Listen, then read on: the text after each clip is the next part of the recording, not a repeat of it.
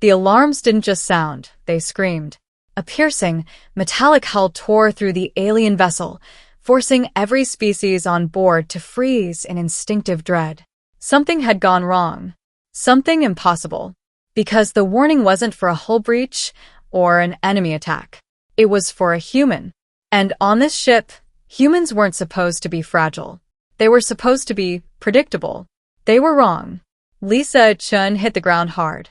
Her body convulsed against the cold metal floor, fingers clawing at nothing, breath choking in her throat as if the air itself had turned against her. Purple liquid shimmered across the shattered containment unit beside her. The Xerian specimen. The one labeled, "Do not expose to atmosphere." Too late. Medical emergency. Section 4. Commander Velar's mandibles snapped in rapid bursts, his voice sharp with urgency. His 3 eyes locked onto the human writhing on the ground. Xerian toxin confirmed. Around him, crew members froze. Every species aboard knew what that meant. Death. Fast. Absolute. Unstoppable. James Morrison didn't freeze. He ran. Boots slammed against the grated floor as he sprinted from the engine bay, ignoring shouted warnings behind him. His chest burned, lungs straining, but he didn't slow. Not for protocol. Not for fear. Not for anything. He burst into the lab.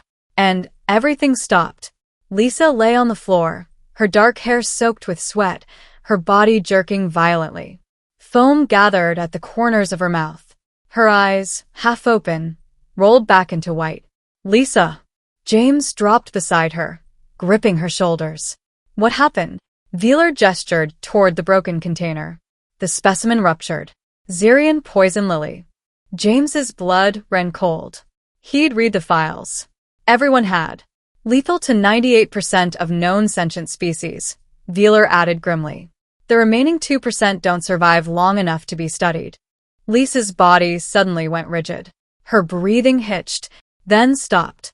No, stay with me. James pressed his hand to her neck. A pulse fast, erratic, but there. Barely. The med team arrived seconds later. Dr. Shavara moved at the front, her crystalline skin refracting the flashing emergency lights into fractured rainbows. Her expression, though alien, carried unmistakable tension. She scanned Lisa instantly. And then she froze. Neurotoxin saturation at critical levels, she said, voice tight. Cellular breakdown already beginning. James looked up. Fix it. Shavara didn't respond right away. That silence said everything. Prepare cryostasis, she ordered sharply. Assistants rushed into motion. It's the only way to slow the toxin, she continued. Otherwise, she has minutes. Minutes. James echoed, disbelief cracking through his voice. Less. The words landed like a physical blow.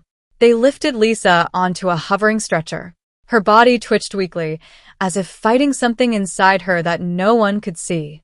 James followed, refusing to let go of her hand. Even as her grip went limp, the medbay doors sealed shut behind them. Frost began to form inside the cryochamber as Lisa's body was carefully placed within. Her face, pale, still, slowly disappeared behind a layer of ice. James stood outside the glass, helpless, watching. Dr. Shavara worked fast, her instruments humming, scanning, analyzing. Xerian toxin is highly adaptive, she explained, more to herself than anyone else. It rewrites neural pathways, dissolves cellular integrity. It shouldn't even exist in stable form. Can you make an antidote? James asked. A pause. I can try. That wasn't enough. How long? She hesitated. If everything goes perfectly, 48 hours. James clenched his fists. And if it doesn't? Shavara met his gaze. Then she won't wake up. Time stretched. Every second dragged like a weight across the entire ship. The crew whispered. The humans watched. And the aliens waited.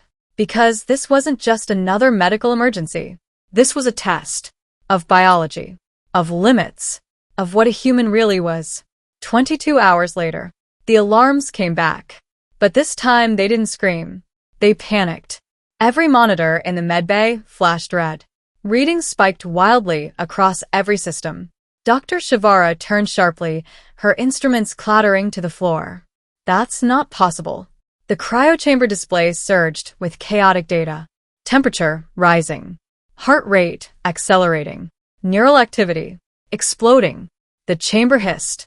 Locks disengaged. Frost cracked. And inside, something moved. Shivara stepped back, her voice barely a whisper. No, the toxin should have killed her hours ago. The chamber door opened. Cold vapor spilled out. And slowly, Lisa Chun sat up. Alive. Her eyes opened. Confused. Focused. Human. She took a breath. A deep, steady breath. Like nothing had happened. Like death had simply missed. Dr. Shivara's entire body went still. This cannot be. Lisa blinked, her voice rough but calm. Why am I in cryo? No one answered. Because no one could. And, in that silence, every alien in the room felt it. A quiet, creeping realization. Something was wrong. Not with the toxin, but with the human. No one moved. Not the med staff. Not the assistants. Not even Commander Veeler, who had just entered the room and now stood frozen at the doorway. Because what they were seeing broke every known law of biology. Lisa Chin swung her legs over the edge of the cryochamber. Frost cracked beneath her feet as she stood. Unsteady, but standing. Alive, but she shouldn't be. Dr. Shivara found her voice first. You were exposed to Xerian toxin, she said slowly, as if speaking too fast might shatter reality. Your neural pathways should be dissolved. Your organs should be... Yeah. Lisa cut in, rubbing her temples. I remember. Purple plant. Bad day. She looked down at herself, flexing her fingers. I feel like I got hit by a cargo shuttle, she muttered. But I'm okay? Okay. The word echoed through the room like an insult to science itself. Shivara stepped closer, scanning her again with trembling hands. The readings came in, and they made even less sense. Toxin traces present, she whispered, but degrading rapidly. Degrading? Veeler repeated, his mandibles twitching. That compound is stable across centuries. It is breaking down, Shivara insisted. Inside her. Lisa glanced between them. Is that bad? She asked. No one answered. Because none of them knew. James burst into the medbay seconds later. He had heard the alarms, seen the readings, and now he saw her. Standing. Lisa? His voice cracked. She turned, blinking at him. Hey, she said, almost casually. You look terrible. For a moment, he couldn't breathe. Then he crossed the room in 3 long strides and grabbed her shoulders. You were dying, he said. You stopped breathing. Lisa winced slightly. Yeah, that tracks. That tracks. James stared at her like she had lost her mind. They said you had minutes. She shrugged weakly. Well, I didn't. That was the problem. That was exactly the problem. Dr. Shivara activated a full diagnostic scan. This time, every sensor in the room focused on Lisa. No one leaves, she ordered. I need complete data. Lisa sighed. Can this wait? She asked. I really need coffee. The entire room turned to her. Veeler's voice came out sharp. You are recovering from a lethal neurotoxin. And, Lisa replied, and you should not be conscious. Lisa blinked. Okay, but I am. That simple statement hit harder than any argument. Because it was true. She was. The scan completed. And the results. Silence fell again. Dr. Shivara stared at the display, her crystalline surface dimming. Impossible, she whispered. James stepped closer. What is it? Shivara hesitated. Then she said it. Her body is not just resisting the toxin. She looked up. It is adapting to it. A ripple of unease spread through the room. Explain, Veeler demanded. Shivara pulled up the molecular analysis. The Xerian compound attacks neural structures by rewriting signal pathways, she said. It essentially corrupts the body's communication system. James frowned. And her body is rerouting around it, Shivara said, creating alternate pathways faster than the toxin can destroy them. Veeler's mandibles went still. That level of biological response would require conscious control. Shivara nodded slowly. Or an evolutionary mechanism we do not understand. Lisa raised a hand, slightly. Hey, quick question, she said. Does any of this stop me from getting coffee? James stared at her. You almost died. Lisa tilted her head. Yeah. Almost. That word spread through the room like a shockwave. Almost. For every other species on the ship, there was no almost with Xerian toxin. There was only death. Dr. Shivara stepped closer again, more cautious this time. There is more, she said. Everyone turned back to her. The toxin should have caused irreversible damage before cryostasis even began. James's expression darkened. Meaning? Shivara met his eyes. Meaning she began surviving it before we intervened. Silence. Heavy. Unavoidable. Wheeler spoke quietly now. The human was fighting it alone? Yes. Lisa scratched the back of her neck. Ha, she said. Guess that explains why it hurt so much. No one laughed. Because what she described casually was something no species had ever done. James stepped back, running a hand through his hair. This doesn't make sense, he muttered. Humans aren't supposed to be like this. Wheeler looked at him. Define like this. James hesitated, then said it. Unkillable. The word hung in the air. Uncomfortable. Dangerous. Because now, it didn't sound like a joke. Lisa suddenly swayed. Just slightly. But enough. James caught her instantly. Okay, he said firmly. That's it. You're sitting down. Hey, she started. No. For the first time, his voice carried authority that even aliens recognized. Lisa paused, then sighed. Fine. But I'm still getting coffee after this. Shivara watched her closely. Your priorities aren't unusual, she said. Lisa gave a tired half-smile. Caffeine is survival. Wheeler tilted his head. I am beginning to believe that is not an exaggeration. But behind the small moment, something deeper was forming. A realization. A shift. Because this wasn't just a medical anomaly anymore. It was a warning. If a human could survive this, what else could they survive?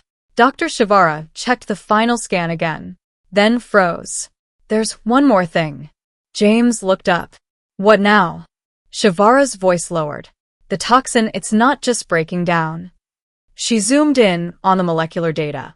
It's being repurposed. Wheeler stepped forward. Repurposed.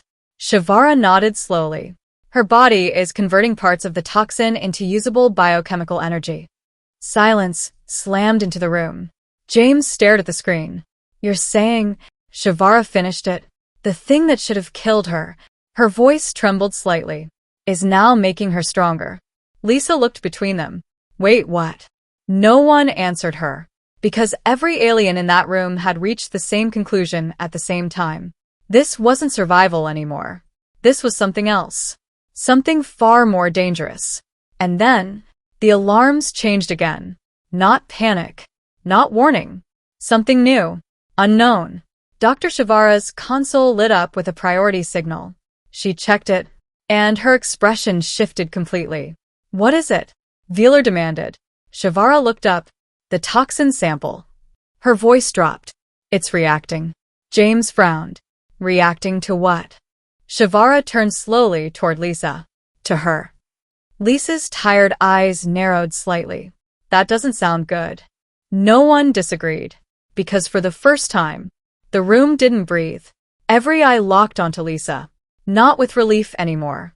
Not with confusion. With fear. Dr. Shivara's console pulsed with unstable readings, casting fractured light across her crystalline skin. The sample is destabilizing, she said. Its molecular structure is shifting rapidly. Wheeler's voice cut through the tension. Cause? Shivara didn't hesitate this time. Proximity to the human. Silence hit harder than any alarm. James stepped in front of Lisa instinctively. What does that mean? He demanded. Shivara's gaze didn't leave the screen. It means the Xerian toxin is recognizing her biology, she said slowly, and trying to adapt. Lisa blinked. Adapt how? Shivara finally looked at her. We don't know. And somehow, that was worse than anything else. The containment chamber across the medbay began to hum. Inside it, the remaining Xerian sample glowed faintly. Purple. Alive. Watching. No. Responding. Veeler stepped forward, mandibles tight. Seal it. Now. Force fields snapped into place around the container. But the readings didn't stabilize. They climbed. Faster. Stronger. As if something inside the toxin had awakened. Lisa felt it before anyone else said a word. A strange pressure. Not pain. Not exactly. But something pulling at her from the inside. She pressed a hand to her chest. Okay, that's new. James turned instantly. What? It feels like... She hesitated, searching for the word. Like something is sinking. That word sent a visible ripple through the room. Sinking? Veeler repeated. Shivara checked the scans again.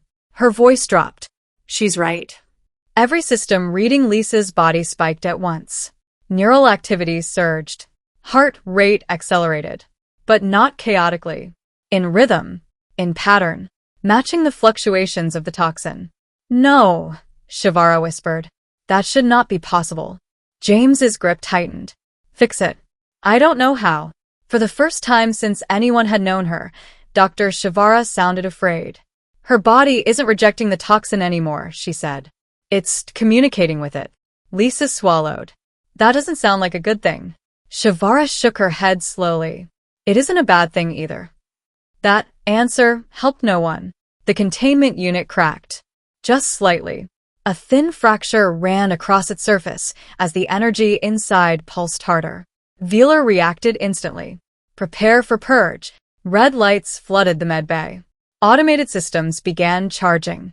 If that compound breaches containment, Veeler said sharply, it could spread through the ship's ventilation in seconds. James didn't move. He didn't look away from Lisa. What happens to her if you purge it? He asked. Shivara hesitated, then said it. I don't know. That uncertainty again. It was everywhere now. Unavoidable. Lisa exhaled slowly. Then she laughed. Soft. Tired. Real. You know what's funny? She said. No one responded. 22 hours ago, you were all trying to keep me alive, she continued. Now you're not sure if I'm the problem. Veeler didn't deny it. Because he couldn't. The crack in the containment unit spread. Energy flared. The toxin inside surged violently, like it was trying to break free. Or reach her. Lisa looked at it. Then back at the others. And something in her expression changed. Not fear. Not panic. Understanding. I think it's reacting because of me, she said. James shook his head. Obviously. No, she corrected gently. I mean, I think I can stop it. That got everyone's attention. Veeler stepped forward. Explain. Lisa glanced at her hands. They said my body is adapting, right? She said. Breaking it down. Using it. Shivara nodded cautiously. Yes. Lisa looked back at the glowing container. Then maybe it's not trying to attack anymore, she said. Maybe it's trying to connect. A dangerous idea. A reckless idea. A very human idea. James's voice dropped. Lisa, don't. She met his eyes. I'm already in it, James. He had no answer for that. Before anyone could stop her, Lisa stepped forward. Toward the containment field. Stop her, Veeler ordered. But it was too late. She reached the edge of the barrier. Hesitated. Just for a second. Then placed her hand against it. Everything exploded into motion. The toxin surged. The lights flickered violently. Every system in the medbay screamed at once. Lisa gasped, her entire body locking up as energy pulsed through her. James shouted her name. Shivara rushed forward, but froze. Because the readings, they weren't showing damage. They were showing stability. The toxin's chaotic patterns began to slow, to align, to calm. Lisa's breathing steadied. Her eyes closed. And for a moment, everything went silent. Then, the light faded. The containment unit stopped shaking. The crack sealed itself, as if it had never been there. Lisa staggered back. James caught her before she hit the ground. Hey, stay with me, he said. She blinked up at him, exhausted, but smiling. I'm okay, she whispered. Dr. Shivara checked the readings, then checked them again. Her voice was barely audible. It's inert. Veeler turned sharply. The toxin? She nodded slowly. All of it. Silence filled the room one last time. But this time, it wasn't fear. It was something else. Something heavier. Respect. Veeler stepped closer to Lisa, studied her, then spoke quietly. In all my cycles, I have never seen a species survive Xerian toxin. He paused. Let alone tame it. Lisa let out a weak breath. Yeah, she said. Humans are weird like that. Hours later, the ship returned to normal. Systems stabilized. Protocols updated. And a new line was added to every medical database aboard. In case of human exposure, do not assume fatality. Lisa sat in the lounge, a fresh cup of coffee in her hands, like nothing had happened. James dropped into the seat across from her, still shaking his head. You almost turned into a biohazard, he muttered. Lisa took a sip. Almost. He stared at her, then laughed under his breath. Aliens are never going to understand us. Lisa smirked slightly. That's the fun part. Across the ship, the story spread. Not as a report, not as data, but as something else. A warning, a legend, a truth no one could ignore anymore. Humans weren't the weakest species aboard. They weren't the most advanced. They weren't even the most dangerous. They were something far more unpredictable. Because when the universe tried to kill a human, sometimes the human didn't just survive. Sometimes they changed the rules.